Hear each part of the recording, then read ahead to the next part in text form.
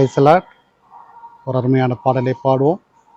இயேசு கிறிஸ்துவின் வல்லமை, கிருபை, ஆசீர்வாதம் நமக்கு எப்போதும் நிறைந்திருக்கும். அவர் நம்மோடு இருந்தார். இயேசு நீங்க இருக்கையிலே நாங்க சோர்ந்து போவதில்லை. இயேசு நீங்க இருக்கையிலே நாங்க சோர்ந்து போவதில்லை. நீங்க எல்லாமே பார்த்து கொள்வீங்க, நீங்க எல்லாமே பார்த்து கொள்வீங்க, நீங்க எல்லாமே பார்த்து கொள்வீங்க, நீங்க எல்லாமே பார்த்து கொள்வீங்க. இயேசு நீங்க இருக்கையிலே நாங்க சோர்ந்து போவதில்லை. சமாதானக்காரர் நீங்க தானே, சர்வ வல்லவரும் நீங்க தானே. சமாதானக்காரர் நீங்க தானே, சர்வ வல்லவரும் நீங்க தானே. இயேசு நீங்க இருக்கையிலே நாங்க சோர்ந்து போவதில்லை. இயேசு நீங்க இருக்கையிலே நாங்க சோர்ந்து போவதில்லை. அதிசய தேவன் நீங்க தானே, ஆலோசனை கர்த்தர் நீங்க தானே. அதிசய தேவன் நீங்க தானே, ஆலோசனை கர்த்தர் நீங்க தானே. இயேசு நீங்க இருக்கையிலே நாங்க சோர்ந்து போவதில்லை. இயேசு நீங்க இருக்கையிலே நாங்க சோர்ந்து போவதில்லை. எனக்கு அழகெல்லாம் நீங்க தானே, எனது ஆசையெல்லாம் நீங்க தானே. எனக்கு அழகெல்லாம் நீங்க தானே, எனது ஆசையெல்லாம் நீங்க தானே. இயேசு நீங்க இருக்கையிலே நாங்க சோர்ந்து போவதில்லை. இயேசு நீங்க இருக்கையிலே நாங்க சோர்ந்து போவதில்லை. இருளிக்கும் வெளிச்சம் நீங்க தானே, ரட்சிப்பின் தேவன் நீங்க தானே.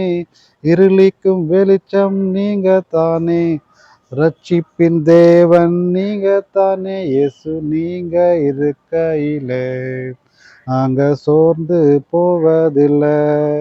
இயேசு நீங்க இருக்கையிலே நாங்க சோர்ந்து போவதில்லை.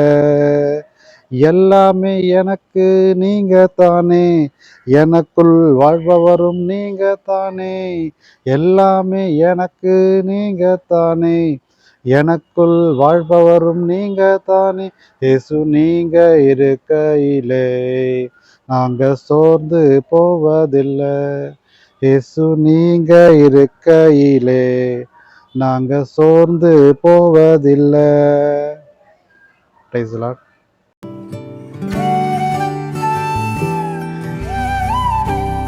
Praise the lord. கர்த்தருக்கே துதிக்க நன்மை உண்டாவதாக. இன்றைய நாளில் கூட ஒரு பரிசுத்த ஓய்வு நாளிலே கர்த்தரின் வார்த்தையை கேட்போம். அதுக்கு ஆதாரமாக கர்த்தரின் வார்த்தையின் தலைப்பு நித்திய கிருபை. நித்திய கிருபை என்றால் என்ன என்பதை பார்ப்பதற்கு முன்பதாக இந்த கிளாஸ் போட்டிருக்கோம் இல்லையா, கூலிங் கிளாஸ், இது எதற்காக போடுகிறோம்? ஸோ இந்த சூரியன் நம்ம அதிகம் தாக்காத வரையில் நம் கண்களை பாதுகாப்பதற்காக தான் இந்த கிளாஸ் போட்டிருக்கோம் இல்லையா, அதுக்காக தான் நான் போட்டு வந்திருக்கேன். ஸ்டைலுக்காகலாம் கிடையாது, ஒரு ஆதாரத்துக்காக. ஸோ எப்படி இந்த சூரியன்லேருந்து அந்த வெப்பத்தை நாம் தாங்குவதற்கு இந்த கிளாஸ் கண்களுக்கு உதவுகிறதோ, அதே போல தான் நம்ம வாழ்க்கையில் ஒரு பாதுகாப்பு, ஒரு அரண், ஒரு கோட்டையமாக இருப்பதற்கு ஒரு கிருபை நமக்கு வேண்டும். அதற்காகத்தான் நம்முடைய இயேசு கிறிஸ்துவின் கிருபை நமக்கு வேண்டும். அவர் தான் நமக்கு பாதுகாப்பு. அவர் நித்திய கிருபை நம்மோடு இருந்தால்தான் நமக்கு பாதுகாப்பு. ஒரு சாதாரண விஷயத்துக்காக நம்ம இந்த கிளாஸ் போடுறோம். ஆனால் நம்ம வாழ்க்கையில் பரிசுத்தமாக்க வேண்டும், பாதுகாக்க வேண்டும் என்றால் அவர் கிருபை நமக்கு வேண்டும் இல்லையா? நம்ம வாழ்க்கையில் போகிறவங்க எத்தனையோ விதமான பிரச்சனைகள், போராட்டங்கள் வளர்ந்து கொண்டே இருந்தாலும் சில சமயம் நம்ம யோசிப்பதில்லை, ஏன் வருகிறது என்று யோசிப்பதில்லை. அதற்கு காரணம் அவருடைய கிருபை நம்மேல் அதிகம் இல்லாதது தான். ஏன் அவருடைய கிருபை நம்ம மேலே இல்லை அப்படின்னா, நாம் அவரை அதிகமாக நேசிப்பதில்லை, அவரை வார்த்தைகளை நாம் பின்பற்றுவதில்லை. இதை தான் நாம் சொல்லிக்கொள்ள வேண்டும். எப்படி பின்பற்ற வேண்டும், எப்படி நடந்து கொள்ள வேண்டும், ஏன் இப்படி பிரச்சனைகள்லாம் வருது அப்படின்னு நிறைய பேர் திங்க் பண்ணாமல் வாழ்க்கையை கடந்து வாழ்ந்து வருகிறார்கள். பிரச்சனை தானே, இதெல்லாம் நம்ம தலை விதி, இப்படி தான் இருக்கும் அப்படி தான் இருக்கும் நம்ம சொல்லி கொண்டு போயிடும். ஆனால் அப்படி இல்லை, தலை விதி என்பது கிடையாது. நம் வாழ்க்கை வாழ்வதற்கு தான் கடவுள் நம்மளை படைத்திருக்கா. அது எப்படி வாழணும் என்பது இந்த வேத வாக்கியம் சொல்லிக் கொடுக்கிறது. இது கிறிஸ்தவருக்கு மட்டுமல்ல, ஒவ்வொரு மக்களும் தெரிந்து கொள்ள வேண்டும். அது என்ன வாக்கியம் என்றால், கர்த்தரின் வார்த்தை என்ன, உண்மையுள்ள ஒரு வாழ்க்கையை தான் வாழ வேண்டும். சாதாரணமாக சொல்லணும்னா, நாம் ஒரு குறை சொல்வதோ குற்றம் சொல்வதோ இல்லாமல் ஒரு உண்மையுள்ள வாழ்க்கை வேண்டும், அன்பாக இருக்க வேண்டும், ஒருவருக்கு உதவ வேண்டும், ஒரு உதாரணம் கொடுத்தாக வாழ வேண்டும், யாரையும் தீமை செய்யக்கூடாது, கொலை செய்யக்கூடாது, தப்பான பார்வைகள் பார்க்கக்கூடாது, அல்லது கொள்ளை அடிக்கக்கூடாது, அல்லது யாராவது தவறான எண்ணத்தோட கண்கள் பார்த்தா கூட இச்சையாக இருக்க வேண்டும். இப்படி அநேக வார்த்தைகள் கர்த்தர் வசனத்தில் சொல்லி கொண்டிருக்கிறார். அதை நாம் பின்பற்றினாலே போதும். அதை பின்பற்றி அவருக்கு ஒரு உண்மையான வாழ்க்கையை வாழ்ந்தாலே போதும், நம் வாழ்க்கையை பரிசுத்தமாக்கவும். வசனம் சொல்கிறது, ஏசாயா 54:8 நித்திய கிருபையின் உங்களுக்கு இறங்குவேன் என்றது. நித்திய என்பது சொல்ல வேண்டுமென்றால் ஒரு எண்ட்லெஸ், ஒரு எல்லை இல்லாத ஒரு அர்த்தம். அதுக்கு எல்லையே இல்லை அப்படின்னு சொல்லலாம். நித்தியம் என்பதுக்கு அர்த்தம் அதுதான், எண்ட்லெஸ். அதாவது அவர் கிருபைக்கு எல்லை இல்லாதது, அவர் அன்பு எல்லை இல்லாதது, அவர் பரிசுத்தம் எல்லை இல்லாதது, அவர் நமக்கு செய்கின்ற அற்புதம் எல்லை இல்லாதது தான். அதான் நித்திய கிருபையை உனக்கு இறங்குவேன் என்று வார்த்தை சொல்கிறார். அந்த நித்திய கிருபை எப்படி எப்போது இறங்குவார் என்றால், நாம் அவரை பின்பற்றி ஒரு உண்மையிலே வாழ்க்கை விசுவாசத்தோடு வாழும்போது தான். அவரை விசுவாசித்து அவரை ஜெயிக்கணும். அந்த சாத்தானை நாம் ஜெயிக்கும் போது தான் நாம் அந்த வாழ்க்கையை பரிசுத்தமாக்கப்படும். சாத்தானை எப்படி எதிர்கொள்வது, எப்படி ஜெயிப்பது என்பது தெரிந்து கொள்ள வேண்டும். அதற்குத்தான் நம் ஜெபமும் இந்த வேத வாக்கியமும் ரொம்ப அவசியம். ஒவ்வொரு நாளும் நாம் தொடர்ந்து ஜெபிக்க வேண்டும், துதிக்க வேண்டும், வேதத்தை வாசிக்க வேண்டும். அப்போது தான் நம்முடைய கர்த்தராகிய ஆண்டவராகிய இயேசு கிறிஸ்துவின் கிருபை நமக்கு நித்தியமாக இறங்கும். அதாவது எல்லை இல்லாமல் கடைசி வரை, கடைசி இறுதி மூச்சு உள்ளவரை இருக்கும் என்பதை நான் விசுவாசிக்கிறேன். உங்கள் வாழ்க்கையில் நீங்கள் அப்படிப்பட்ட சூழலில் வாழ்ந்து வருகிறீர்களா? எத்தனையோ பிரச்சனைகள், போராட்டங்கள் மத்தியில் வாழ்ந்து வருகிறீர்களா? அதற்கு என்று கர்த்தர் கொடுத்த ஒரு வழிதான் ஜெபம், இந்த வேதம். இந்த பரிசுத்த வேதாகமத்தை நீங்கள் எடுத்து படிக்க படிக்க உங்கள் வாழ்க்கை மாறும். அதுபடி நீங்கள் நடக்க நடக்க உங்கள் வாழ்க்கை மாறும்.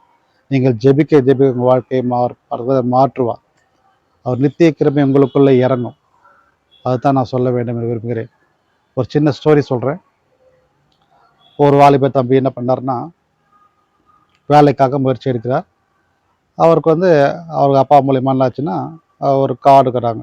அந்த கார்டு யாருதுன்னா, ஒரு மினிஸ்டர். சரியா? அந்த மினிஸ்டர் அந்த அவர் விசிட்டிங் கார்டு தராரு. இதை போய் கம்பெனியில் கொடுத்தீங்கன்னா உங்களுக்கு அந்த வேலை கிடைக்கும் அப்படின்ட்டு. அது எப்படி இது கொடுத்த உடனே வேலை கிடைக்கும் அப்படின்ட்டு அவன் என்ன பண்ணுறான், வாங்கிட்டு போயிட்டு அந்த கம்பெனியில் போயிட்டு இன்டர்வியூ எடுக்கிறாங்க. போயிட்டு இன்டர்வியூ முடிச்சிட்ட உடனே ஒரு கார்டை கொடுக்குறாரு. தம்பி யார் தான் அமிச்சாரா? இவர் தான் அமிச்சாரா? இவர் உங்களுக்கு தெரியுமா? தெரியும். சரி, ஓகேன்னு சொல்லிட்டு கொஞ்ச நேரம் கழிச்சு அவருக்கு அந்த வேலை கிடச்சிச்சு. பாருங்கள், ஒரு மனுஷன் அந்த கார்டை காமிச்சு, அந்த கார்டு மூலயமாக, அந்த பெயர் மூலயமாக எப்படி அவர் வாழ்க்கை வேலை கிடச்சிது பார்த்தீங்களா? பாருங்கள், ஒரு சாதாரண மனுஷன் கொடுத்த அந்த பெயர் அவனுக்கு வேலை கிடைத்தது எப்படியோ, நம் தேவாதி தேவன் கர்த்தாதி கர்த்தர் அவர் நாமத்தை சொல்லி நாம் துதிக்கும் போதோ மகிமைப்படுத்தும் போதோ நமக்கு எப்படியெல்லாம் ஆசீர்வாதங்கள் கர்த்தர் கொடுப்பார். பாருங்கள், ஒரு சாதாரண மனிதன் விசிட்டிங் கார்டு கொடுத்து அவர் வேலையை வாங்கலாம். ஆனால் உங்களுக்கு அதை விட அற்புதங்கள், அதை விட அதிகமான ஆசீர்வாதங்கள், அதை விட அதிகமான செழிப்புகள், அது ஒரு அதிகமான வாழ்க்கை உங்களுக்கு வேண்டும் என்றால் அவர் வசனத்தை பிரித்து கொள்ள வேண்டும், அவர் நித்தியத்தை பிரித்து கொள்ள வேண்டும், அவர் நாமத்தை நீங்கள் துதிக்க வேண்டும், மகிமைப்படுத்த வேண்டும். அதுதான் சொல்கிறேன்.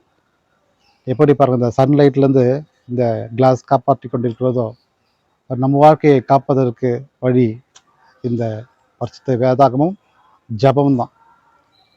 சிம்பிளாக சொல்லணும், அதுதான். நீங்கள் செய்கின்ற நன்மைகள் எதுவோ அதற்கேற்றபடி தான் உங்கள் வாழ்க்கையை அமையும். ஒரு சமயத்தில் நீங்கள் தீமை செய்து விட்டீர்கள், அதில் வெளியே வர முடியல, விடுதலை கிடைக்க வேண்டும் என்று நீங்கள் யோசித்து கொண்டிருக்கலாம். அப்படி விடுதலை வேண்டும் என்றால் நீங்கள் உடனடியாக செய்ய வேண்டியது, எந்த இடத்துல அந்த இடத்துல நீங்கள் முட்டி போட்டு ஜெபம் பண்ணுங்கள். யார்கிட்ட? இயேசுகிட்ட. நாம் இயேசுகிட்ட சென்று ஜெபிக்கும் போதோ நீங்கள் கேட்கும் போதோ கர்த்தர் நிச்சயமாக உங்களுக்கு இறங்குவார். அவர் நித்திய கிருபையால் உங்களுக்கு இறங்கி உங்களுக்கு அற்புதங்களை செய்வார். நீங்கள் உங்கள் வாழ்க்கையில் இருக்கின்ற தடமாறி நீங்கள் போயிருந்தாலும் அவருடைய வார்த்தை, அவருடைய கரம் உங்களுக்கு பாதுகாப்பை கொடுக்கும், உங்களுக்கு உயிர்ப்பை கொடுக்கும், உங்களுக்கு விடுதலை கொடுக்கும். இந்த செய்தியை கூட சாமி நீங்கள் சொல்கின்ற எல்லா வித ஆசீர்வாதமும் உங்களுக்கு கிடைக்க வேண்டும் என்றால் நீங்கள் அவரை பின்பற்றி வர வேண்டும், அவரை துதிக்க வேண்டும், மகிமைப்படுத்த வேண்டும். நான் சாதாரணமாக சொல்லிவிட்டு செல்லலாம், ஆனால் சொல்லுகின்ற ஒவ்வொரு வார்த்தையும் கர்த்தர் கொடுத்த வார்த்தைகள். நீங்கள் பின்பற்றி நடக்க வேண்டியது ஒரே விஷயம்தான், நீங்கள் ஜெபிக்க வேண்டும், வேதத்தை வாசிக்க வேண்டும், அதன்படி நடக்க வேண்டும். அதுதான் ரொம்ப ரொம்ப இம்பார்ட்டண்ட். அப்படி நீங்கள் செய்யும் போதோ உங்கள் வாழ்க்கை மாற்றப்படும். கர்த்தர் உங்களுக்கு நித்திய கிரயமாய் உங்களுக்குள் இறங்கி உங்களுக்குள் வாசம் செய்வார். இன்னும் சில வசனங்கள் உள்ளது. உத்தமமாக நடக்கிறவன் பாக்கியவான். உத்தமமாக நடக்கணும் எப்படின்னா அதுதான் வேதத்தை நடக்கிறதா உத்தமன். உத்தமன் என்பது உண்மையுள்ள மனுஷன். உண்மையுள்ள மனுஷன் தான் வாக்கியவானாக இருப்பான். அந்த வாக்கியமான வார்த்தைக்கு அர்த்தமே கர்த்தரை சார்ந்து இருப்பது, கர்த்தரை பிள்ளையாக இருப்பது தான் இந்த அர்த்தம். நாம் எப்போது உண்மையாக இருக்க போகிறோம், எப்போது நம்ம கர்த்தரை பற்றி கொள்ளப் போகிறோம் என்பதை நீங்கள் தெரிந்து கொள்ள வேண்டும். அப்படி நீங்கள் தெரிந்து கொள்ள வேண்டும், அறிந்து கொள்ளும் போது தான் தெரியும் உங்கள் வாழ்க்கை எப்படியெல்லாம் வாழப்போகிறோம் என்பது. இதுவரை வாழ்ந்த வாழ்க்கை என்பது வேற, கர்த்தருக்குள் வாழ்கின்ற வாழ்க்கை என்பது வேறு என்பதை நீங்கள் அறிந்து கொள்வீர்கள். உங்கள் வாழ்க்கையை நீங்கள் பின்னோக்கி சென்றாமல் முன்னோக்கி கர்த்தரை நோக்கி வாங்க. அவர் வசனத்தை கெட்டியாக பிரிச்சுங்க, அவர் வழியில் நடங்க. உங்கள் இருளான உங்கள் வாழ்க்கை வெளிச்சமாய் மாறும். உங்கள் சோதனையான வாழ்க்கை வெளிச்சமாய் மாறும். உங்கள் வேதனையான வாழ்க்கை அற்புதமாய் மாறும். உங்கள் சுகமீனமில்லாத வாழ்க்கை சுகமாய் மாறும். கர்த்தர் உங்களுக்கு பரிபூர்ண சுகத்தையும் ஆசீர்வாதத்தை கொடுப்பார். நான் சொல்லுகின்ற ஒவ்வொரு வாரமும் சொல்கிறேன், கர்த்தரை நீங்கள் விசுவாசத்தோடு ஐக்கியத்தோடு நீங்கள் பின்பற்றி நடக்கும் போதோ அவர் உங்களுக்கு உண்மையுள்ள ஆசீர்வாதத்தை கொடுப்பார். உண்மையுள்ள மனுஷன் பரிபூர்ண ஆசீர்வாதங்களை பெறுவான் என்ற வேத வாக்கியத்தின்படி கர்த்தர் உங்களுக்கு உண்மையுள்ள ஆசீர்வாதத்தை கொடுப்பார். ஏனால் மெய்யான தேவன், உலகின் ஒளி, உலகில் இருக்கிற எல்லோரும் பெரியவர் அவர். அவரை நாம் சார்ந்து வாழ்வோம். கிறிஸ்துவ மக்கள் மட்டும் இல்லை, கிறிஸ்துவ அல்லாத மக்களுக்கும் சொல்கிறேன், நீங்கள் உங்களுக்குள்ள இருக்கின்ற எல்லா வித குறைவுகளும் நீங்கள் இயேசுவிடத்தை கொண்டு சென்று சொல்லுங்கள். கர்த்தர் உங்களுக்கு குறைவெல்லாம் நிறைவாய் மாற்றுவார். கர்த்தர் உங்களுக்கு நித்திய வெளிச்சமாக இருந்து நித்தியமாக உங்களுக்குள் இறங்கி உங்களுக்கு வாசம் செய்து உங்களுக்கு அற்புதங்களுக்கு முடிய செய்வார். அது எந்த ஒரு பிரச்சனையாக இருந்தாலும் சரி, எந்த ஒரு பாட்டமாக இருந்தாலும் சரி, ஒரு வேலை வேணுமா, எங்கேயாவது போக முடியலையா, அங்கே போக வேண்டுமா, இல்லை வேலையே கிடைக்காம அவஸ்தைப்பட்டு கொண்டிருக்கிறீர்களா, இல்லை குழந்தை இல்லையா, இல்லை சுகவீனமாக இருக்கீங்களா, பலவீனமாக இருக்கீங்களா, இல்லை உங்களுக்கு சொந்த வீடு இல்லையா,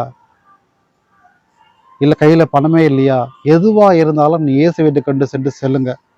அவர்கிட்ட சொல்லும் போதோ அவர் நிச்சயமாக உங்களுக்குள் இறங்கி உங்களுக்கு அற்புதங்களை செய்வார். எப்படி செய்வார் என்று யோசிக்காதுங்க. ஆனால் எப்படியாவது ஒரு வகையில் கர்த்தர் உங்களுக்கு துணை புரிவார், உதவி செய்வார். இதுக்கு நான் நிறைய சாட்சிகள் சொல்லி கொண்டிருப்பேன், நிறைய சொல்லி இருக்கிறேன். உங்கள் வாழ்க்கையில் இப்படிப்பட்ட சோதனைகள் இருக்கவே இருக்காண்டா நீங்கள் ஜெபிங்க. உங்கள் குறைவுகளெல்லாம் இயேசு கிறிஸ்துவின் மகிமையால் நிறைவாய் கர்த்தர் கொடுப்பார். இந்த உருவாக்கை தான் சொல்கிறேன். இயேசு கிறிஸ்துவின் மகிமையால் நிறைவானதை நீங்கள் பெற்றுக்கொள்வீர்கள்.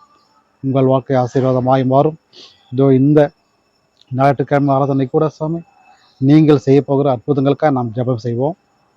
அந்த ஜெபத்தை நாம் ஜெபிக்கும் போதோ இயேசுவை அதிகமாக நினைச்சு கொள்ளுங்கள். வேறு யாரும் நினைக்க வேணாம், இயேசுவை நினைச்சு கொள்ளுங்கள். அந்த ஜெபத்தை நீங்கள் சொல்ல சொல்ல நீங்கள் கேட்க கேட்க உங்கள் வாழ்க்கை அற்புதமாக இருக்கும். இந்த ஓய்வு நாளில் கூட கர்த்தர் எனக்கு கொடுத்த இந்த அற்புதமான வார்த்தைக்காக நன்றியோடு துதிக்கிறேன். நாம் ஜெபம் செய்வோம். ஸ்தோத்திரம் கர்த்தாவே, இதோ இந்த புதிய நாளுக்காய் நன்றியோடு துதிக்கிறேன் கர்த்தாவே. நீ ஆசீர்வாதமாய் கொடுத்த கிருபைக்காய் நன்றி கர்த்தாவே. இதோ நித்திய கிருபை எனக்கு இறங்குவேன் வசனபடி கர்த்தாவே. நீர் மத்தியில் இறங்கும் கர்த்தாவே. நாங்கள் உண்மையுள்ள வாழ்க்கை வாழ்வோம், பரிபூர்ண ஆசீர்வாதத்தை பெற்றுக்கொள்ளும்படியாக கர்த்தாவே நீர் வழிநடத்துவீர்கள் சாமி.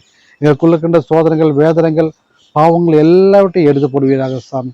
நீர் எங்களுக்குள் இறங்கி உங்கள் கரம் தொட்டு எங்களை ஆசீர்வதிப்பீராக சாமி. இதுவரை வாழ்ந்த வாழ்க்கை வேறு, இனி வரப்போன்ற வாழ்க்கை வேறாக இருக்கும்படியா சாமி. 9 கரம் தொட்டு எங்களை எடுத்து முறை ஜெபிக்கிறோம் கர்த்தாவே. ஆசீர்வாதிங்க. செய்தி கேட்டுக்கிட்டு ஒவ்வொரு பெரியவர்களுக்காகவும் சிறுபிள்ளைக்காக ஜெபிக்கிறோம் கர்த்தாவே. ஆசீர்வாதங்க. அவர் நித்திய கிருபையோடு அவருக்கு இறங்கி கர்த்தாவே குடும்பத்தை நீர் ஆசீர்வதிப்பீராக. புதிய வாழ்க்கையை கொடுப்பீராக, புதிய மனிதாய் மாற்றுவீராக சாமி. தொடர்ந்து வழிநடத்துங்க, ஆசீர்வதிங்க. மீட்பர் இயேசு கிறிஸ்துவின் எனக்கு ஒரு நல்ல பிதாவே, ஆமென். என் ஆத்மாவே கர்த்தரை ஸ்தோத்திரி, எங்களுடைய பரிசுத்த நாமத்தை ஸ்தோத்திரி.